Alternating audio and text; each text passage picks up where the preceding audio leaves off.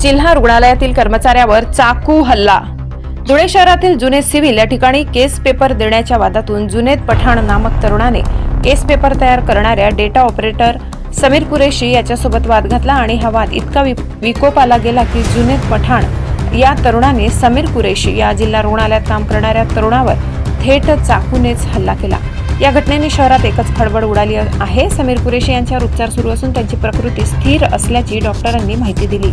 धुळे शहर पोलिसांनी हल्ला करणाऱ्या जुनेद पठाण याला ताब्यात घेतले असून त्याच्यावर गुन्हा दाखल करण्याचे काम सुरू आहे। या संदर्भात समीर कुरेशी डेटा ऑपरेटर जिल्हा रुग्णालय याने झालेल्या हल्ल्याची माहिती दिली।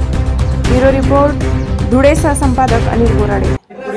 मी data entry operator case paper online case paper काढतो तो डायरेक्ट आला आणि दादागिरी करत होता। मला केस पेपर मधून भेटतो म्हणे, मधूनच पाहिजे, लाईन नाही लावणार म्हणे, मी केस पेपर बाराच पाहिजे। आला गलची पकडून घेतली म्हणे, पेपर देज म्हणे मला मधून म्हणे, इकडे मला मधूनच पेपर भेटतो म्हणे।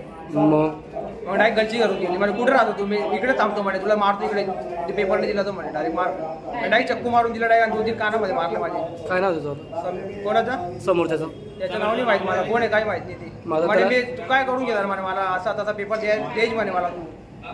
मग त्याने डायरेक्ट गलची धरून घेतली आणि नंतर फडची टाकली, माझ्या डोक्यामध्ये टाकत होता।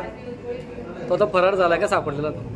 सापडलेला त्याला पोलीस केस केली आपण, त्याच्यामध्ये घेऊन गेलं त्याला पोलीस स्टेशनला।